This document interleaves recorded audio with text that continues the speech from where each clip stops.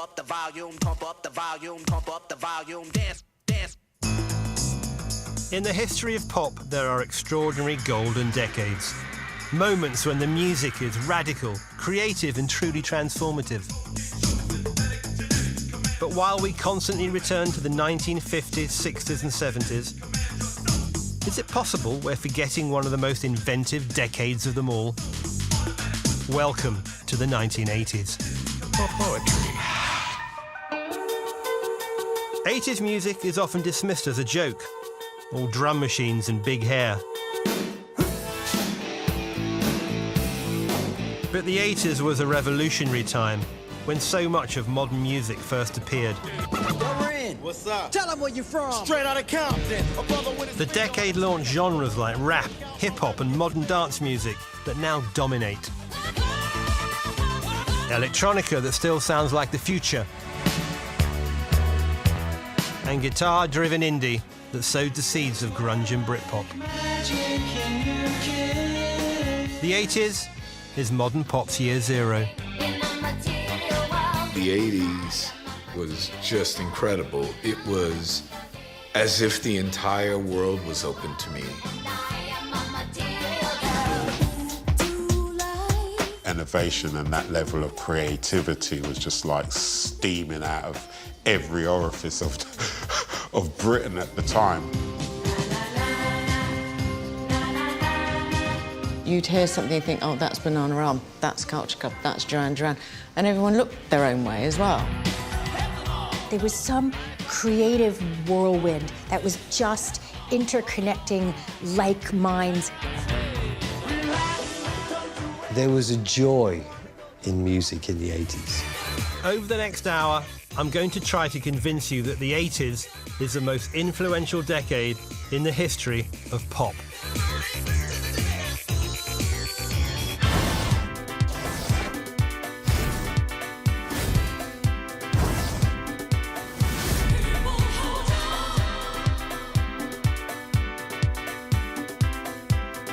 I'm Dylan Jones, and I've spent the last 40 years writing about music. I'm fascinated by the 80s, the decade that spawned so much of today's musical landscape. Just take technology. The everyday ritual of putting on headphones and choosing music to carry around with us is something that dates back to the arrival of the Walkman. Those of us who were consumers back then will recall that great moment of change when music became portable and we could listen to it wherever and whenever we wanted to. But for musicians, this technological shift was even greater. There were drum machines and samplers to experiment with, and super producers who could turn this new music into hits. And a new video age that was dawning, opening up a whole new frontier in pop.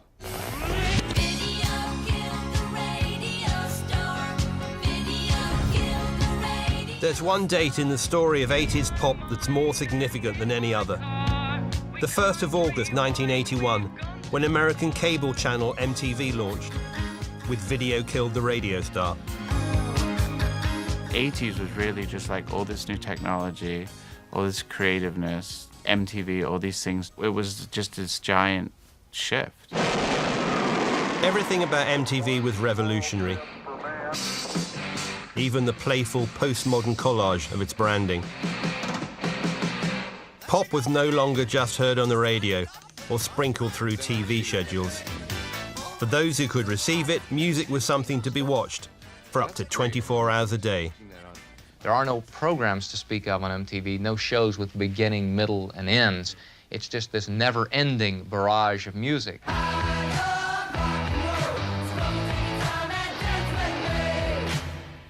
Previously, record companies had to bribe American radio stations, swapping huge amounts of cash for airplay.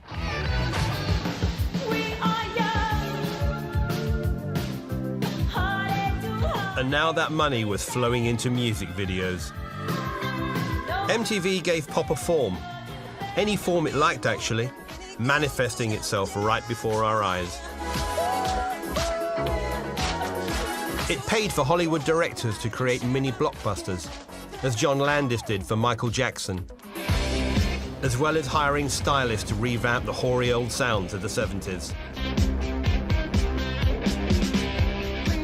Before, hey, check out the weirdos, and now it's, hey, they're those weirdos that have been on television.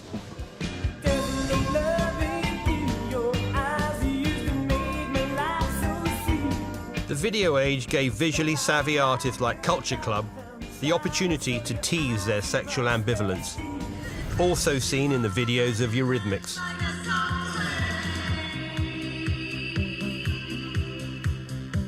I didn't really want to present myself as a girl singer in a pretty dress, looking pretty and looking fairly sort of, how can I say, impotent in that situation, which I feel girls often are. There's a lot more to me than just that. Artists were using videos to take charge of how they presented themselves, and they did this in very different ways.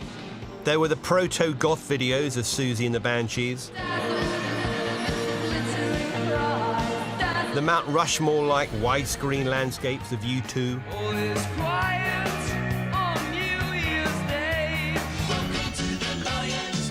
the Keystone Cop narratives of madness, and the urbane swagger of Spandau Ballet. It was no coincidence that many of MTV's early stars were from Britain. Since the late 70s, videos had been the way British artists got their music onto European TV. We got the theatre of pop music, and I think the young bands as well. I said bands, and bands were so rare in America. But England had these gangs, these mini gangs of bands. And a gang, a tribe, that looks so much more exciting on MTV. You know, cut to the drummer, cut to the weird bass player. You know, the interaction between the guitarist and the singer.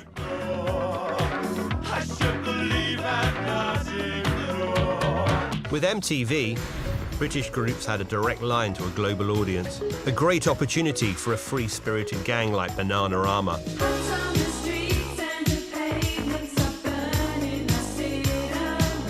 We were very much allowed to get on with it. You know, we were very make your own clothes, buy stuff from markets. No stylists, as you can see, no stylists. I don't think there was any real control, and I think that probably goes for all the other groups as well.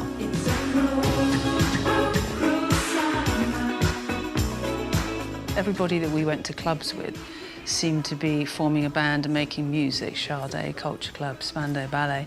I think also with the help of MTV, because that happened with our first single, that sort of transported us into everybody's, you know, living room. I think it was actually having a hit in the States that made us realise, wow, this has gone so it was quite early on in our career. Yeah. Cruel Summer was top 10 there. The next thing we knew, we were in New York, and for me, that probably stands out as the most mental, exciting time.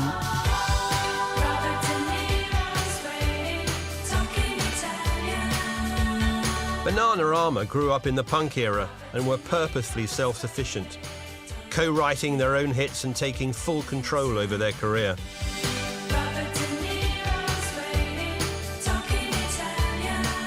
You weren't relentlessly copied. Record companies didn't come up with a Bananarama 2 or a Bananarama 3. Why do you think that was? You can't just sort of put a band together and that's backcomb why their I hair think and make them us. Yes, I mean, people thought it was so easy and that we had Yeah. no input, and that's the mistake. It came from us, and I think you can't just take, you know, a shop assistant and a hairdresser, and I think that's what they tried to do, take three ordinary girls, and it doesn't work. Maybe we weren't as ordinary as they thought. Obviously not.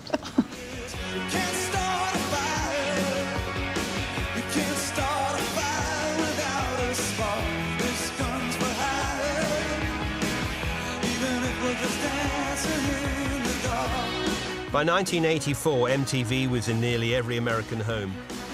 That's when Bruce Springsteen, icon of rock authenticity, went all in. But not without reservations. It presents a set of unique problems which are very different than the way that I usually work. I work somewhat collaboratively, but not near as much as, say, a video, you know, where there's a director and all this other stuff, you know. And generally on my records, I'm the director. You know?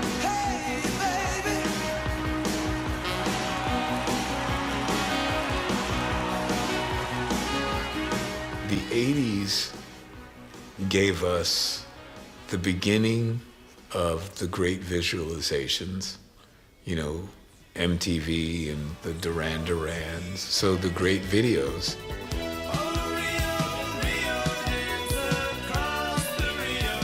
The tons of gorgeous girls, the tons of gorgeous guys, the cool accoutrement. But what's interesting, the foundation still had to be the music. It still had to be that song, because you could have all that other stuff, but if the song wasn't killing, big deal.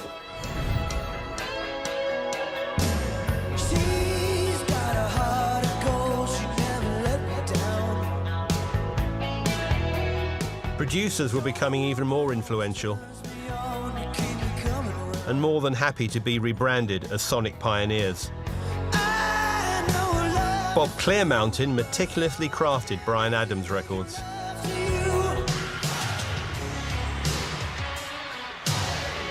Mutt Lange did the same for Def Leppard.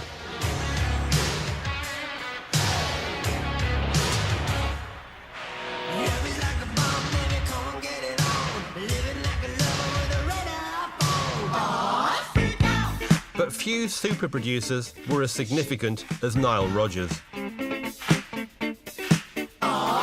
Nile Rodgers had been phenomenally successful as the leader of Chic in the 70s, until the backlash to disco kicked in.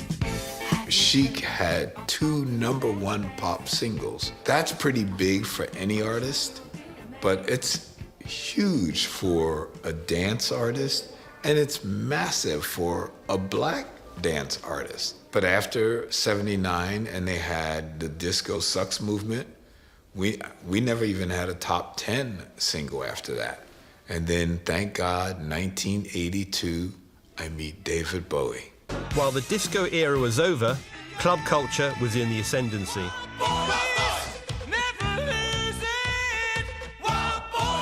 And every major artist needed a part of their offer to include something that worked on the dance floor. Rodgers became the producer for fail-safe BPM satisfaction, whether you were Diana Ross, Duran Duran, or INXS.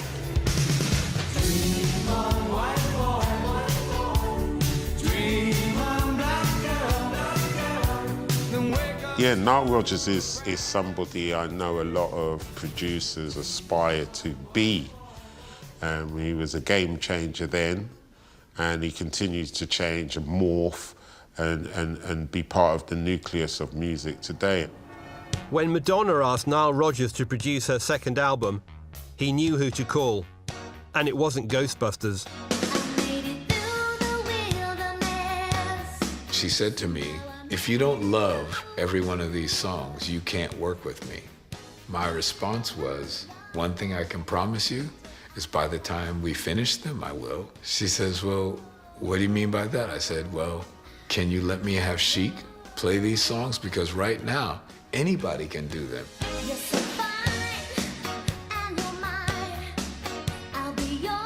If I bring in Chic, it's gonna have a sound that no one else has. And she gave that to me. She let me do that, and it wound up being, well, you can see it made history.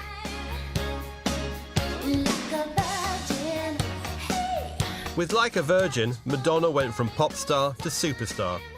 Thanks to MTV, Rodgers' production, and Madonna's own genius for generating attention. I like to provoke people, but I don't think about the danger of it. And if there is a dangerous element, that's exciting to me. You know, some people call Like a Virgin Chic's last great album. I'm actually sort of proud of that.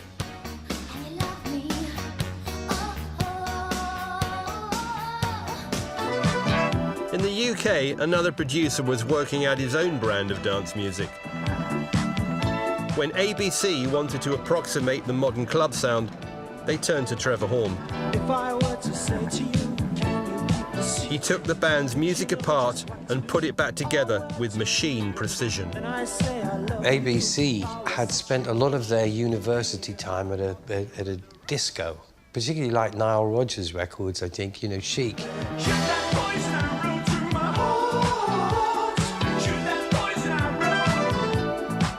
When they asked me, what can we do? And I said, the first thing that we can do is I can program the drum part into this drum machine which I have here. It'll take me about 8 hours. And the bass part, and then we record them, and then you play on top of them, and then we take them away. It's like tracing. Who broke my heart? You did. Suddenly, at the beginning of the 80s, you could control everything. The group didn't need to play anymore. Because in a way, that was old-fashioned too. Even though they still did, sometimes.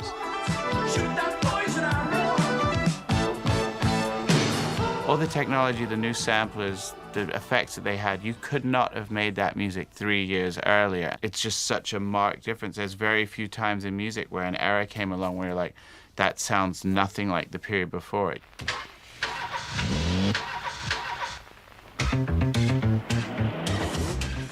There were instruction manuals for the equipment, but there was no instruction manual for how to use it. And everyone was working it out for themselves. We can do anything with sound. You can do anything with sound? Yes, we can do anything with sound. We can do anything. We can do anything With sound, with sound.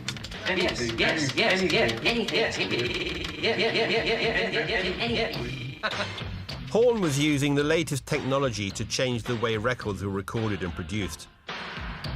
There was the Lindrum that used real drum sounds. And then there was the digital sampler that could take any sound and map it across a keyboard. They're layered and they're so incredible. I listen to like Relax and you think to yourself, were they up for like 7 days making this? On his magnum opus, Frankie Goes to Hollywood's Relax, Horn used every weapon in his arsenal. And what an arsenal.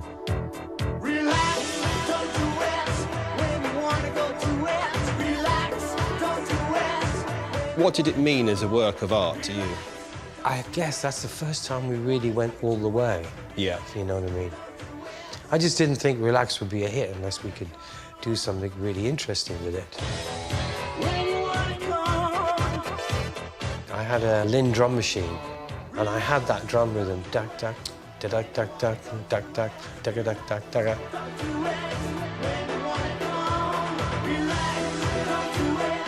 I actually thought it was more like a Morris dancing, like a square dance. It hadn't occurred to me at the time that it was really good to dance to. I just thought it was a good groove. And of course, the 4 on the floor.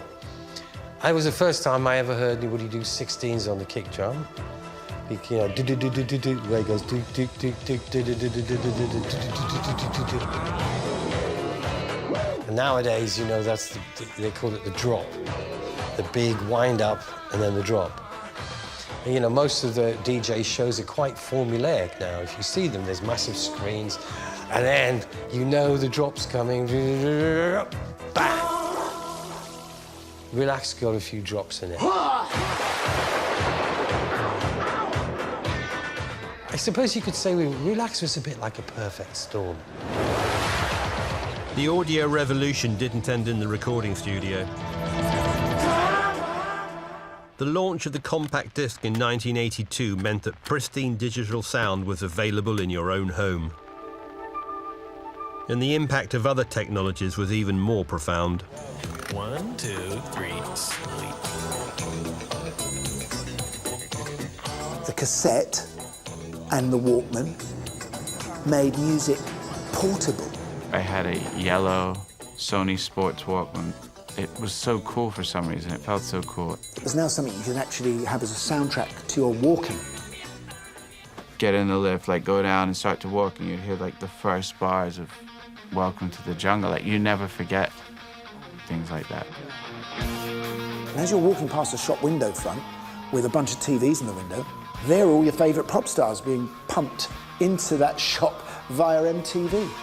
It was there, you know, and I think that access to music really made it the biggest thing in the world. Alongside technology, an even more pronounced change was taking place. An unprecedented explosion in the types of music being made. Previously, one musical revolution had largely followed another. But the 80s is when pop went kaleidoscopic, with a wealth of unique musical styles, all running in parallel.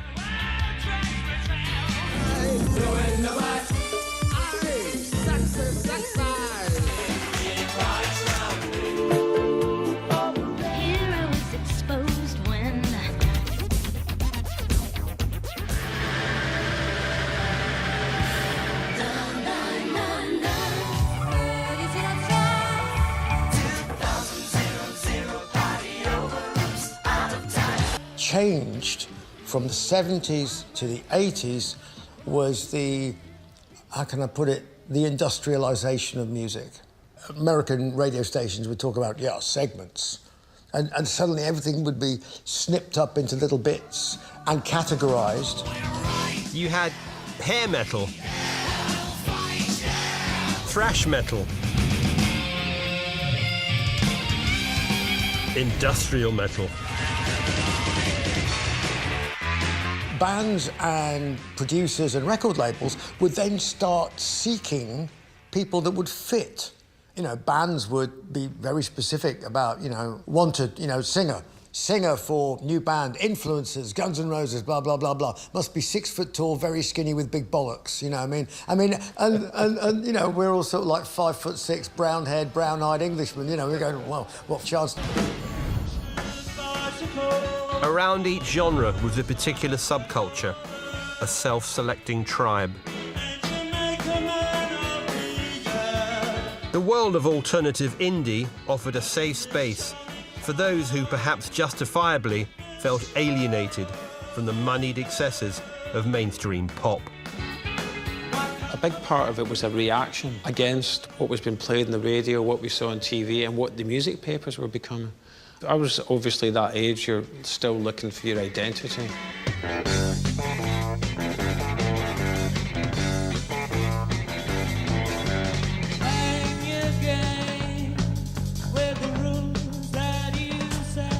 The indie scene was radical, and the music was experimental. It wasn't trying to please anybody. It was music that was made by the artists, for the artists. We loved bands like the Au Pairs, bands like 20 Thieves Gadoo. Major record labels would never have touched those artists.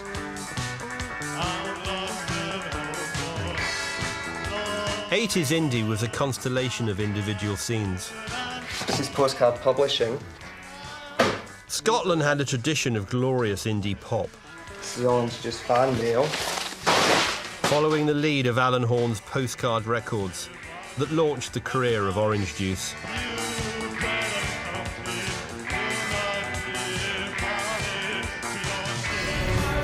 In Liverpool, you had the black and white introspection of Echo and the Bunnymen.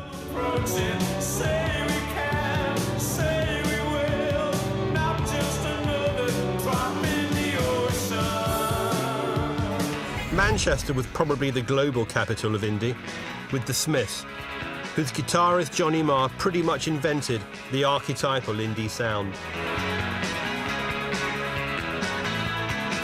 But there was also New Order, whose constant reinvention became their DNA. And, closest to the margins, The Fall. Led by Marquis Smith, The Fall's lineup for much of the 80s included his then-wife Brix, who was dropped into the Manchester scene in 1983, 6 weeks after meeting him at a gig in Chicago. I'd been to England once, but I didn't know what Manchester was like, and I thought in my mind that it was like ivy-covered cottages and cobblestone streets, you know? Anyway, I was totally unprepared, and when I got off at Piccadilly Station, it was basically like industrial Victorian, and it was very grim. In the beginning, I was like, oh my God, what is this place? Eat yourself better. Up the stairs, mister. Eat yourself better. The Fall during your period is a fascinating example of crossing borders, in a way. I was much more about melody and structure, where they were about groove, repetition, sound, soundscapes. They were very free. With The Fall, you never knew what you were going to get. Much of the Manchester scene was centred around Factory Records, home of New Order, and owner of the Hacienda nightclub. They were able to experiment while selling quite large amounts of records. There was a return, there was a little bit of money coming back, and I think people like Tony Wilson reinvested it, and Rob Gretton, all the people at Factory, to put the money back into the label. So the Manchester scene was amazing. There was some creative whirlwind that was just interconnecting like minds and energies. I remember going to the Hacienda for the first time and going, like, literally it was like walking into the Taj Mahal for me and meeting Hookie and Barney from New Order. I mean, it was just crazy. It felt like an artist like Marquis Smith really had something important to say. Even if I never understood what he was trying to say, I knew that there was something there.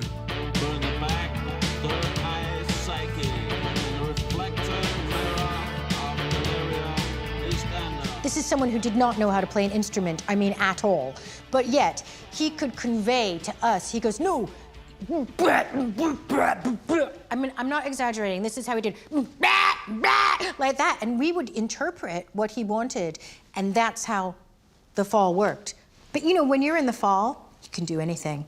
Everything gets thrown at you. It's brilliant.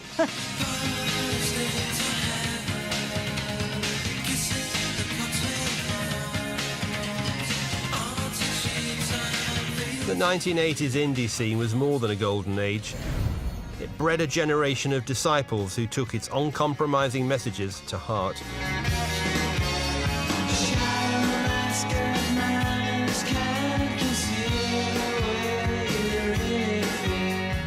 The British artists in the 80s created a scene, and they proved that you could make art rock music, and it is successful. That inspired bands like us, Stone Roses, maybe Happy Mondays, Massive Attack, and those bands took it into the 90s.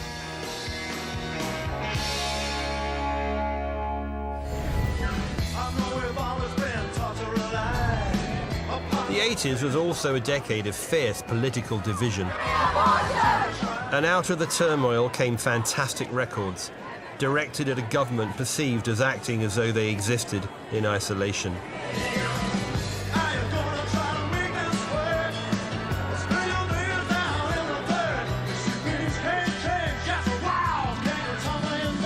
Paul Weller sang about working-class revolution and played benefits for left-wing, some would say humanitarian, causes. There's a lot of people who'd like to see a different system set out in this country, and indeed, like, you know, the Western world. I mean, I've got a chance to say something through my work, which goes out to a lot of people, not only in this country, but all over the world. There's a little bit there. This storm is coming like a ghost town. All the clubs are being closed down. The recession of the early 80s was one of the most fertile moments in British music. It's coming like a ghost town. Bands won't play no more. Too much fighting on the dance floor. And the Specials weren't the only outspoken voices from the Midlands. In Birmingham, there's a group called UB40. UB40 is the Unemployment Benefit Attendance Card.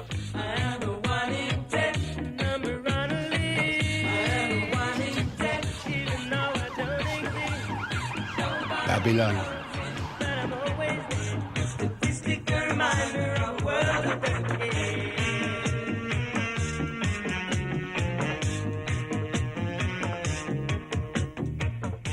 UB40 were an 80s success story, but their most powerful records came out of the troubled years at the start of the decade. It was 1 in 10 unemployment at the time, and what that song is basically a list of statistics, and it was to remind people that we're not statistics, we're all humans and we all matter. I'm the bigger on the corner, no one's paradise. I'm the shot that never lets you Went to any inner city and picked out 8 friends that would have looked like us, you know, different ethnic backgrounds. We were the disenfranchised kids of Thatcher's Britain, basically. Was Thatcher a blessing in some respects culturally because you had something to be angry about? I wouldn't call it a blessing. I think it was a curse. The Beat did a song called Stand Down Margaret. Hitch was banned, and we wrote a song called Madam Medusa. DJs didn't know what we were singing about, so they played it. From the land of shadow comes a dreadful sight. Lady with the marble smile, spirit of the night. Yeah, plus the policies that she was trying to push through, like, you know, the sus law, you know, stop and search, which is directly aimed at the black youths. You know, I'm like, it wasn't uncommon to be harassed by the police or have a beating at least once a week. You know, for absolutely nothing really other than you was just in the wrong place at the wrong time. Along with the politics, UB40 also had a streak of 80s entrepreneurialism. They achieved their later global success via their own record label. Despite the fact that you'll object to this, you are probably a good example of what Mrs Thatcher is trying to encourage, which is young people who are unemployed, getting up, finding themselves a job, even finding themselves a small business. It's not quite the same thing. It wasn't until Live Aid broadcast to the world in July 1985 that protest and pop were successfully combined. It's a very romantic idea, but it's possible. And so the romance of the idea, hopefully on the day, will allow people to just sit by their phones and sit there and be ready to give some money. Live Aid eventually raised hundreds of millions of dollars for famine relief. Though artists who understood how to work a stadium, like Queen and U2, were also significant beneficiaries. I think it was the first taste of people power that ordinary people had ever had. Unlike Woodstock, which was all about dropping out, I think at this point, music wanted to go within the system, into the establishment, and change from within. And all the different charitable stuff that goes on now with sports and arts, I don't think that existed before Live Aid. Live Aid established a mega musical event as a way to change the world.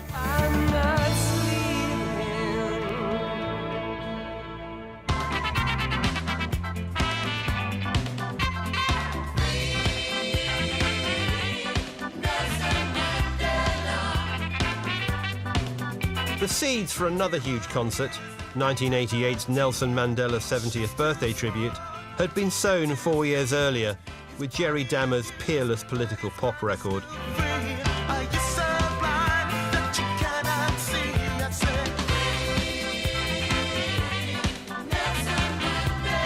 Both anthem and concert added to the groundswell of pressure that culminated in Mandela's eventual release.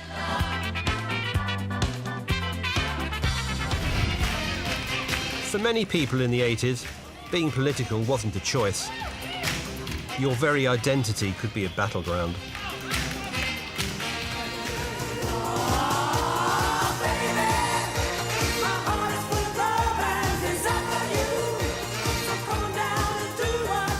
We were both redheads, that he had the high voice, I had the low voice. He was petite, I was very tall, and we loved the idea of how odd we would look together.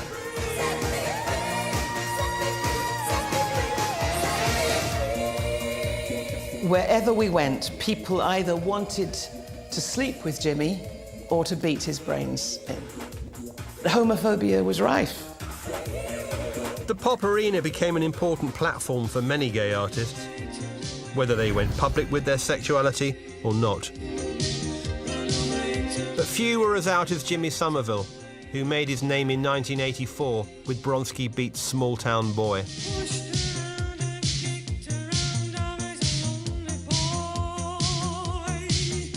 The video made explicit the song's subject, the alienation experienced by those who were young and gay in the 1980s.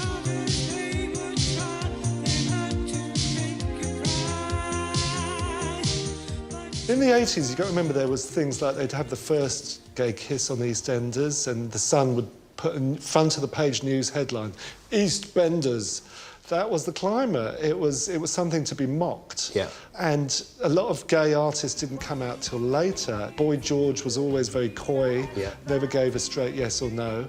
And then I think with Frankie Goes to Hollywood and Jimmy Somerville and people like that, more people started to come out.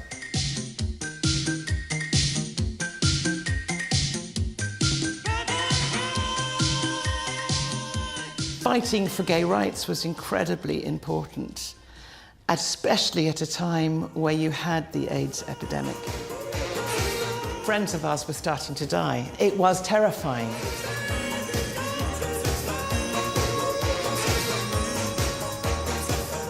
It's a bit like how it is now coming out of COVID. The backdrop is so terrifying again that you kind of want to do the absurd, which is to turn it all into a party so you can forget.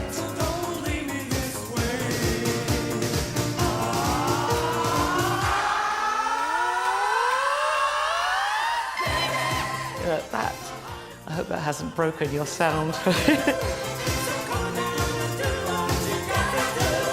Music's fusion with activism would be consolidated with the arrival of a brand new musical culture, hip-hop.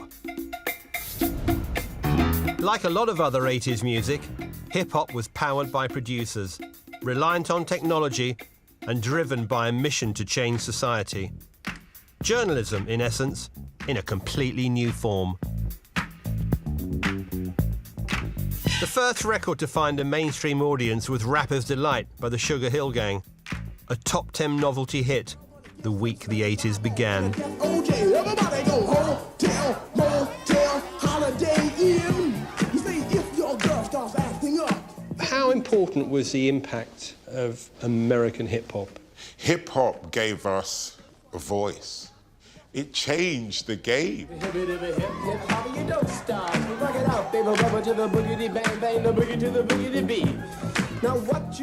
the hip-hop turned out to be something that we've now is the backdrop of, music. I can't take the smell, can't take the noise, got no money to move out, I guess I got no choice. Rats in the front room. Far away from New York, this new sound found many homes in the UK. But I couldn't get far cause a man with the tow truck repossessed my car. Debbie, on holiday with her family, she literally taped the radio. I'd do those tapes and I would bring them back and we'll just share them. Yeah. Literally just share them, tape from tape to tape and just, circulate amongst our friends. All that stuff kind of like blew our mind. We're like, what is this? No one knew what this thing was, but we knew that it was a black expression. Crazy lady living in a bag, eating out of garbage pails, used to be a fag hag. Grandmaster Flash and the Furious Five, The Message is probably one of the most important records in all of hip-hop. Hip-hop up to that point was party records, and then The Message came along, and it was the first thing that talked about what was going on in the street in a very, very catchy, hooky way. Push me, cause I'm close to the edge. I'm trying not to lose my head. Say what? It's like a jungle sometimes. It makes me wonder how I keep from going under. It's like a jungle sometimes. It makes me wonder how I keep from going under. It was something completely different, completely new. Hip-hop was the most important thing that happened in the 80s for us.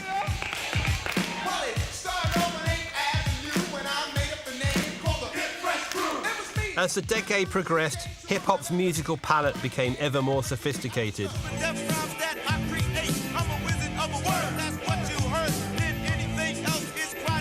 It moved through the rock influence of Run DMC and the frat boy insolence of the Beastie Boys. You gotta fight for your right to party.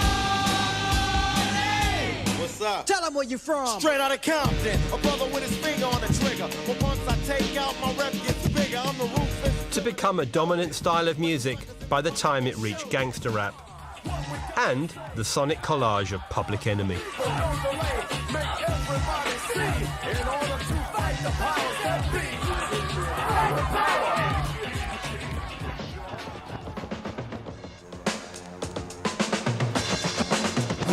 British hip-hop scene grew accordingly to include homegrown female acts like Monie Love, Wee Papa Girl rappers, and Cookie Crew, who had been part of the movement from the outset.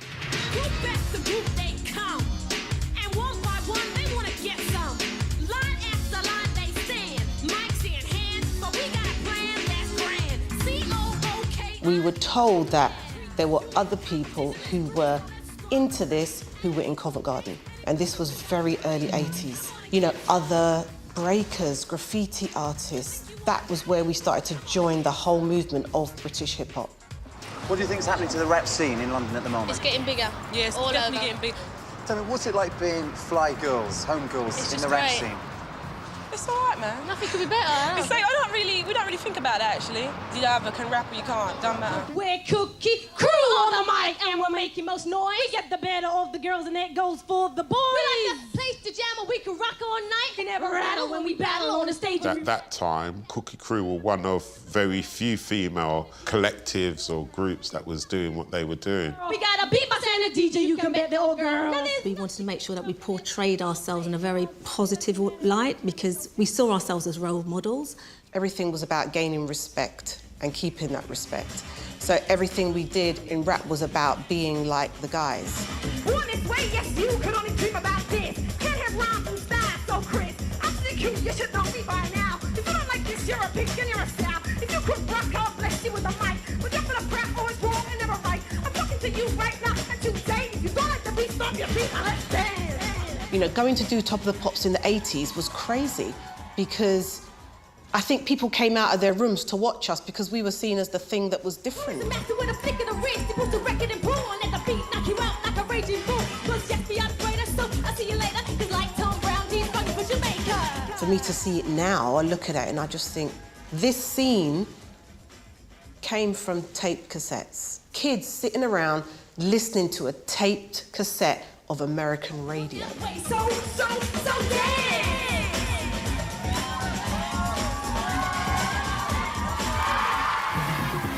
One of the most distinctive aspects of hip-hop was the way it paid homage to the past, with sampling and breakbeats.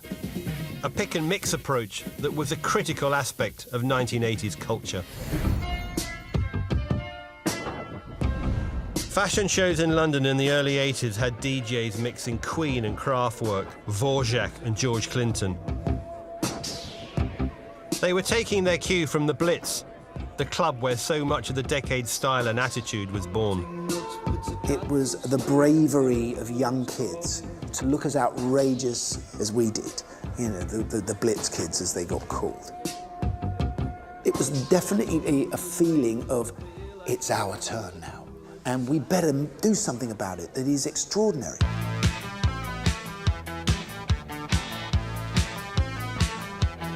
The 80s saw a revolution in club culture that is possibly the decade's most lasting musical legacy. In 1980, the Blitz in Covent Garden was attracting a new generation of young people who were dressing and creating personalities, personas, and their own individualistic worlds. You are your own visual entertainment. You have to put a lot more into it than you do when you actually go specifically to be entertained. The entertainment there is just the people in the place, in the building. Former punk wannabe Steve Strange would turn people away if they didn't meet his expectations. It's about fashion, it's about looks. I mean, the men dress outrageous, the women dress outrageous. I'd say the men dress Edwardian to Kent, or whatever their look is. They've got to have a look to get through the door, the same with the women. What was it like when you first went there? It was a bit snooty. It was a bit snooty. And there were friends of mine I knew from the punk scene who stopped being on the punk scene. And they'd gone all new romantic. And the ultimate put down when they saw you was, Mark, what are you doing here?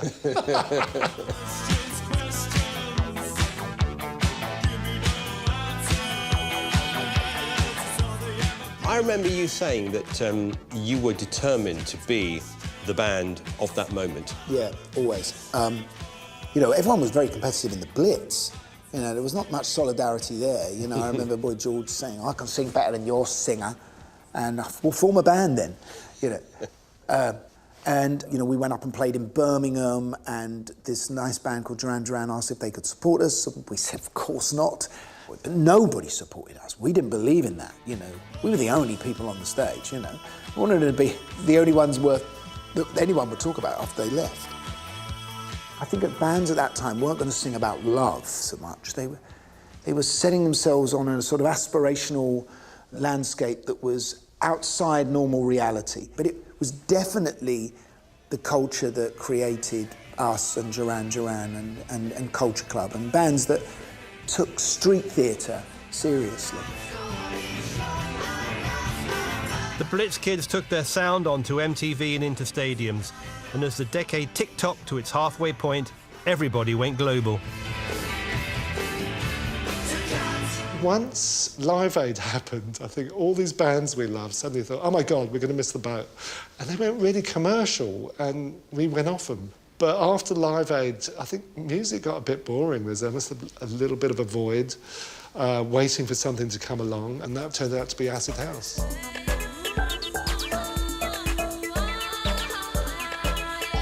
Born in Chicago, Acid House came to Britain via Ibiza. By 1988, it was making its presence felt, alongside its chemical accessory, ecstasy. I was in Brighton, and behind the decks there was a couple of guys dressed like, just looked like lads from the estate, and they were playing this strange electronic music. I had no idea what it was, but it was I was interested. Acid House was bringing people together.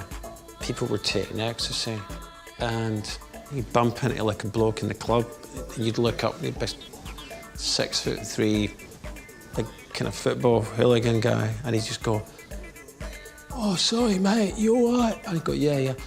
Oh, you look a bit hot, mate. Here, have some water, or have some Lucozade." You know what I mean? And you go, "Oh, okay, I'll take it in case he bars me." And you know, but it was like, people became friendlier. Enjoy this trip. Enjoy this trip. And it is a trip. The velvet rope was lifted as club-goers swapped tiny dance floors for car parks and muddy fields. From exclusion, then, to inclusion. Straight, white, cis males who would normally never have had a gay friend suddenly started hanging out with gay people and weren't bothered. Then suddenly the West End was pretty much multiracial, whereas it was, if you went in the early 80s, it's pretty much white. A dance record was now primarily a tool for a DJ, a conductor who was the main author of your experience. Just started looping the Rolls Royce sample, such an amazing intro. I just wanted it to go on forever and ever and ever. I mean, the track itself by Rolls Royce is fantastic, but I wanted that to go on forever.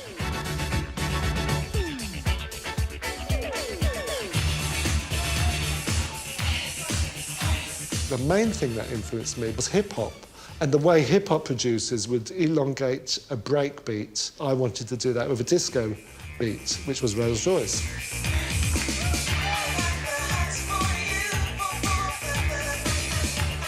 DJs were using 80s technology like samplers to become a new kind of pop star, the dance music producer. It was almost like a race to see who was going to make the first record. Was it going to be Jazzy B, Soul to Soul? Was it going to be Cold Cut? Acid House inspired people to be creative who never in a million years would have realised that they were creative people. Could you have been successful in any other decade? No, I don't think that would have happened. I think I would have had to learn how to play an instrument competently. Beautiful times, you know, and they were hopeful times, and the music was great.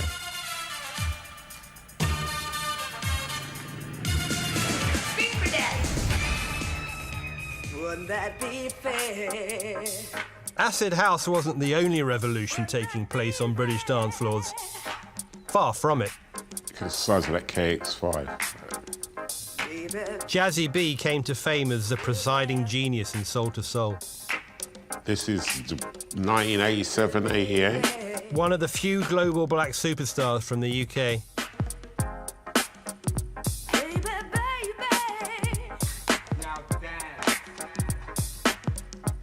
And there you go, the highlights of London.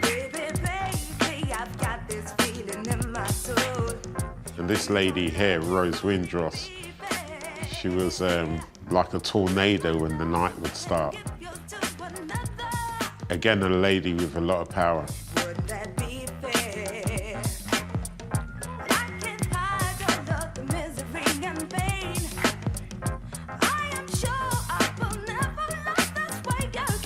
With their own clothing line, distinctive style, and a regular night at Covent Garden's Africa Centre, Soul II Soul were a marker of how British club culture was opening up. So here's the part of the people coming into the venue, and Africa Centre would have been, there you go, it would have been exactly like that. And I think gives you a great snapshot. It's a shame you can't smell the cigarette smoke. The Soul II Soul events at the Africa Centre caught the attention of Virgin Records, who took the band to an international audience.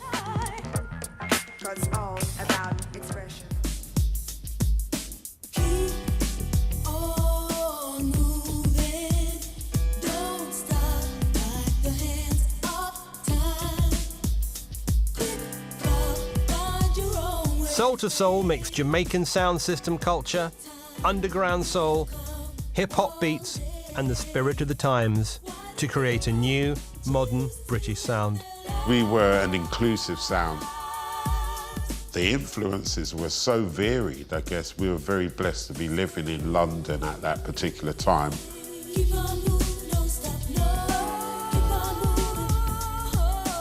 I had a little list of what I wanted to achieve, and the biggest one was to be accepted in Black America for who I am, as opposed to trying to be somebody that, you know, we were mimicking. Back to life, back to reality, back to life, back to reality, back to life. I would go back to England once or twice a year to visit my dad. And I heard Soul II Soul, and I ran back and I told my friend Sean, I was like, I've heard this thing. He was like, oh yeah, I heard this other song, Back to Life. And we went to Tower Records to find it, but like there was a different version with the a cappella intro and then all this stuff. And that was really my first introduction to modern soul music. By the end of the 1980s, Soul II Soul weren't just top of the charts in the UK, but were conquering the US as well. It was done in such an elegant, beautiful, joyous way with Soul II Soul. That first album is one of the greatest kind of R&B records of all time. Time for change, I guess. It was, the 80s was a time for change. The 80s was the pinnacle of a lot of us musicians who had come from the 60s and the 70s reaching that place. So you had this great explosion of artistry in the 80s that ran the gamut. The 1980s created a starburst of fantastic sounds, produced with technology that eventually fell out of fashion. But now we're at a point where the 80s sound bank is being embraced by a new generation.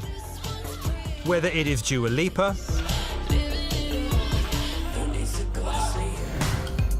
Laura Mvula,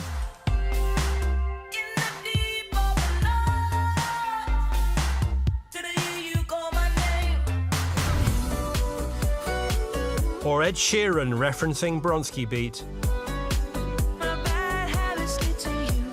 Modern pop sounds an awful lot like the 1980s.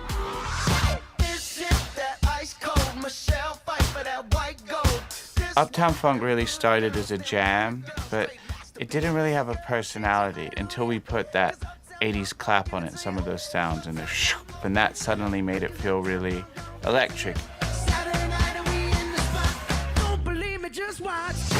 The fact that in 2021 we're still using the same sounds, the claps, the hi-hats, the kick drums, the 808s, they are the most dominant color on the radio, on all the streaming services, all this stuff, and these sounds were birthed in 1980s.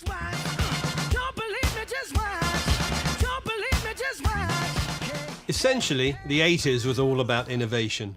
It's when the charts were full of the most diverse, experimental music. Bold new genres that are still with us today. Just look at hip-hop, now one of the most ubiquitous sounds on the planet. And this is all a result of what happened back then, when everything was different, when everything was modern, and when everything was shiny and new.